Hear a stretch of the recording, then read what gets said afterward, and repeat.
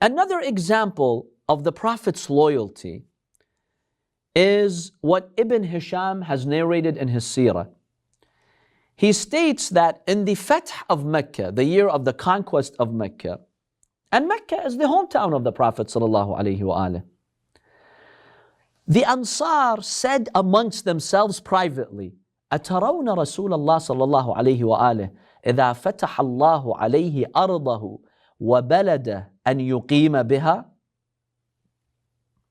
They said to themselves, don't you think that if now the Prophet has victory in Mecca and it is his homeland, he will go back to Mecca and consider Mecca as his base?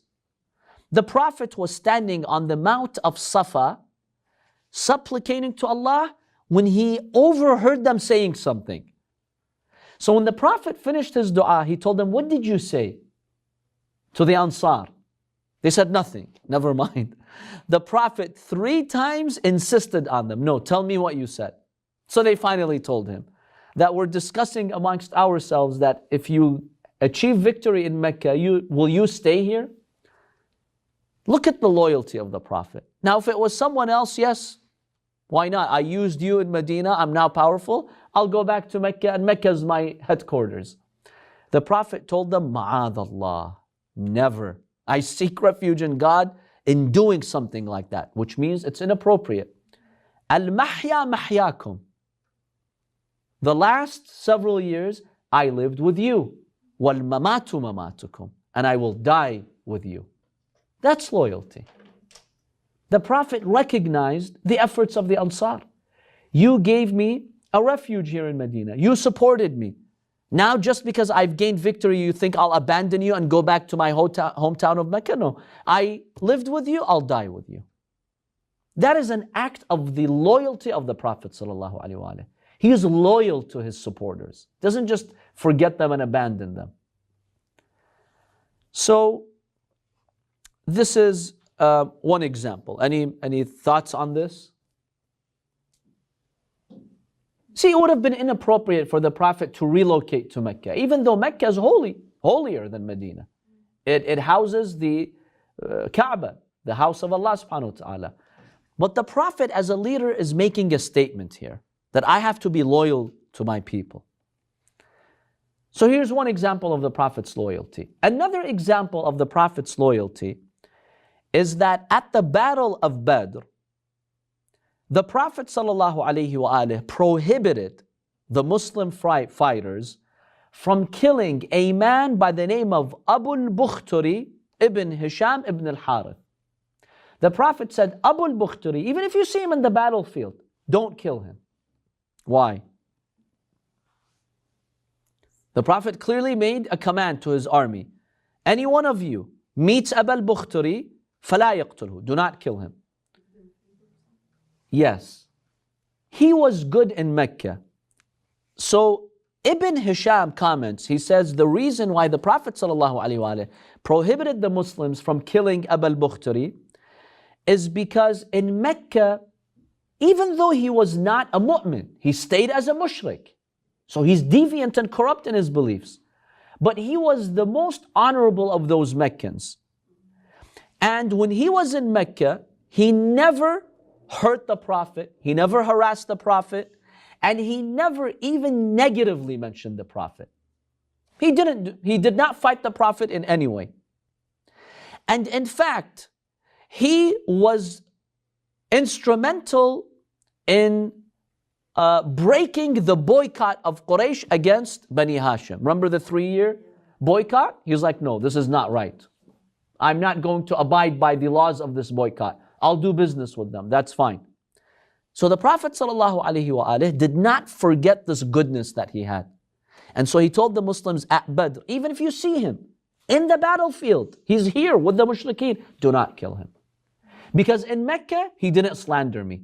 He didn't fight me, even though he stayed as a mushrik. See, that's the loyalty of the Prophet ﷺ. Yes, brother. I have 2 questions. The first is about this personality. At Badr, what would he be doing at Badr on the side of the mushrikeen if he's still, neutral towards the Prophet? First of all, in terms of his aqeedah, he was not neutral. He rejected Islam. He stayed as a mushrik and he defended polytheism. But he didn't fight the Prophet. He just left him alone. At Badr, we can conclude from the Prophet's orders that he was there either to support shirk, because he does believe in shirk, even though he doesn't actively want to kill the Prophet, but sometimes تكثر السواد, as they say. You just want to make your group seem stronger. Or he was compelled to come. Because if he stayed behind in Mecca, he'd be ridiculed. You weak, you're a coward, you're betraying us. So there were some mushriks, by the way, who came to Badr because they were compelled, but they did not wish to fight the Prophet. By the way, like Abbas, the uncle of the Prophet, he came to the battle, but the Prophet basically told the Muslims, when he was a captive, the Prophet said, free him. Then it was explained to the Muslims. He himself said, I was forced to come. I did not want to come. But I had no choice but to come. But yes, I did not actively fight any Muslim. But I just had to show my presence. So maybe Abu al-Bukhtari just came to Badr to show his presence. There's no indication that he was actually fighting. Another example of the loyalty of the Prophet ﷺ is his loyalty to An-Najashi. Najashi, who was the king in Habasha, Abyssinia, was known to be very good to the Muslims. And he gave them a refuge over there, he gave them asylum, and he treated them very well. So basically, Ja'far al-Tayyar, the brother of Imam Ali alayhi salam, when he returned from Habasha year 7, this was around the time of Khaybar, he told the Prophet sallallahu alaihi wasallam, "Uhaddithuka ya Rasulullah, should I tell you about the Najashi?" The Prophet said yes. Ja'far says, one day I went to see the Najashi and I saw him sitting humbly on the ground without his royal clothes, without the crown, without the fancy robes. And he was just on the ground. So I told him, Najashi, this is unusual. I don't see you in your royal outfit. What's going on?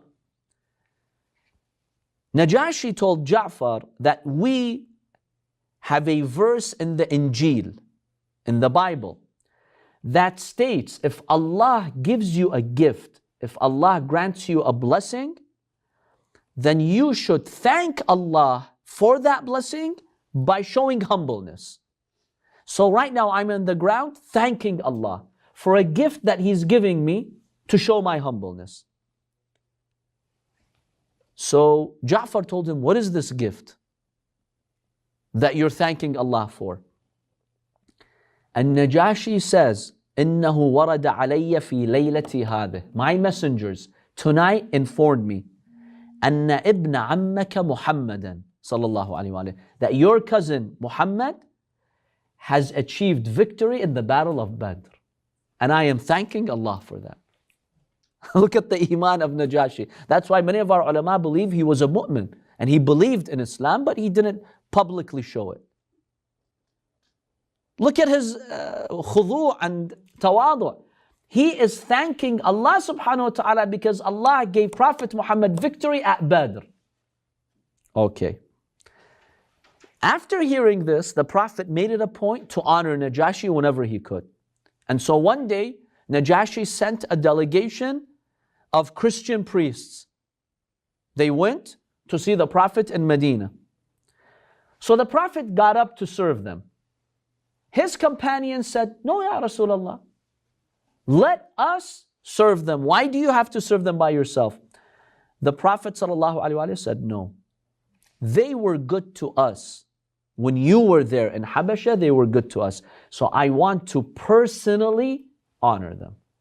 I want to personally serve them." So the Prophet got up by himself and he served them. See, the Prophet's loyal. He does not forget the goodness of Najashi and his people. You were good to us, I will go out of my way to do the unusual.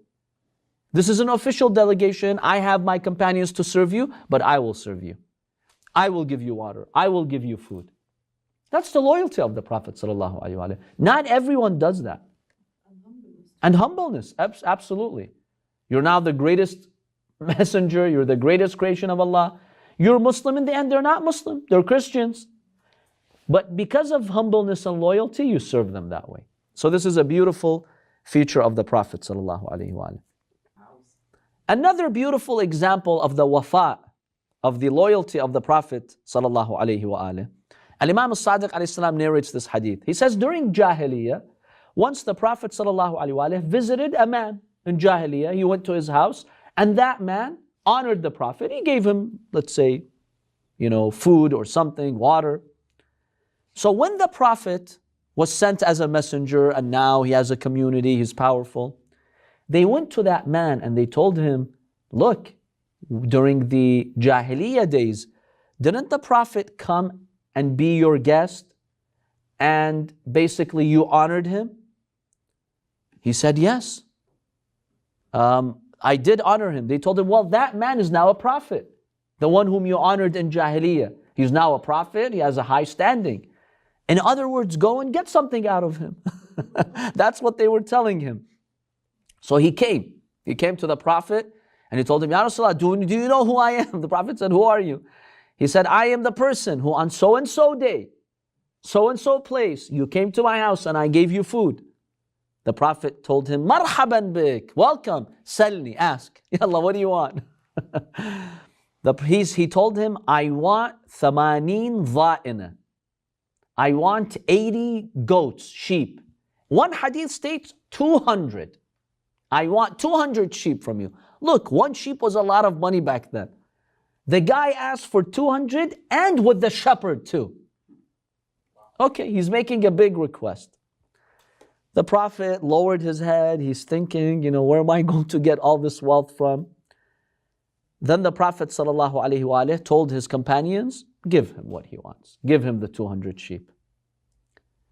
Then the Prophet, look at the akhlaq. Now you could say the Prophet got disturbed. This guy's greedy. He basically got 200 sheep out of the Prophet. And the Prophet will say something negative like, look at this greedy guy. Bil'aks, look at what the Prophet said.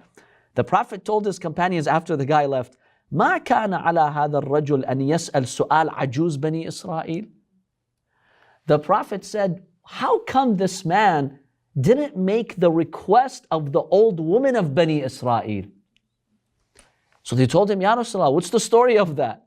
So he told them the story. So if you're familiar with the story of this old woman, to make it short, Prophet Musa alayhi salam had to look for the remains of Prophet Yusuf. They were looking for the remains and the bones and basically his body. In a long story that's mentioned in the Quran why they had to find the tabut. And there was an old woman who only knew where the janazah, the body of Prophet Yusuf was. She was the only woman in Bani Israel who knew that. So finally, Prophet Musa came to his attention that she knows. So he came and he told her that, please tell us. She said, I'm not going to tell you for free. There's going to be a price for it. Tayyib, what do you want? She told him, I am old. I want two things from you. If you want me to tell you where Prophet Yusuf is buried. Number one, ask God to make me young. Number two, ask God to put me with you in paradise. Yallah, grant me these two and then I will tell you. So Prophet Musa, he was reluctant. The hadith states he didn't really like her request. It's too much. But in the end he accepted because there was an order from Allah. You have to find that body of Prophet Yusuf alayhi salam. So the Prophet sallallahu alaihi wasallam is basically saying that you, this man, now that you came to request something from me, at least request something like the Ajuz did of Bani Israel, to be with me in heaven. At least something big like that. 200 sheep, okay, what's the big deal? They'll die and you'll use, it's going to be over one day. See, instead of the Prophet putting him down and saying, look at this greedy guy, he got out of me 200 sheep, that's so much. He's like, why didn't he ask for more? Nothing. He basically didn't get that much, nothing compared to the Ajuz of Bani Israel. He could have made a bigger request. Be with me in paradise, or something like the impossible, like she did. Make me young again. Yeah, he did. He asked Allah subhanahu wa ta'ala and she became young, shabba. Yes. Allah gave her back her youth. So not just Zulaykha in history, we have hadiths about that. That old lady also regained her youth. What's her name? I don't remember if her name has been mentioned. She's referred to as the Ajuz of Bani Israel. So that's two ladies with them. So two ladies, yes, who have their youth restored. Finally, and we'll conclude the class tonight, the final example about the Wafa of the Prophet sallallahu alaihi wasallam. And this, by the way, is mentioned in Bukhari. Bukhari mentions that there was a black man or a black woman from Africa probably. She would basically clean the masjid, like, sweep it. Not vacuum it, but sweep it with a broom. Yaknus al-masjid. Because today when you say yaknus, vacuuming. So yaknus back then is to sweep it. Famata, this person or this lady died. The Prophet asked, where is she? This lady who would sweep the masjid. He was told that she died. She passed away. Now imagine if today a janitor dies in one of the institutions. Do people really care? Maybe a lot of people don't care. The Prophet rebuked his companions. He told them, why didn't you tell me earlier that she died or he died, the janitor? Dalluni ala qabrih, show me where he's buried. The Prophet went on his grave and he prayed. He did a salah on his grave to honor this man or to honor this woman. So remember, in Arabia, first of all, the hadith said she could have, it seems that she was a woman. Secondly, she was black. She was seen as a second-class citizen. Number three, what she did was, a low job in the eyes of many people, a janitor. But the Prophet has wafa. She came to the masjid. She would sweep the floor. I'm not going to forget her now. Despite his busy schedule, the Prophet went to her grave and he did a salah on her grave. That's the Prophet ﷺ, and that's his loyalty. I've seen, believe me, my dear brothers and sisters, I've seen people in leadership positions. MashaAllah, they have power, some of them are famous. But I've seen them how they treat people like a janitor, having no dignity for them, and if they become ill, if something happens to them, immediately they put them out of their memory. Khalas, I don't know you anymore. Not Rasulullah. Rasulullah really had that humanity.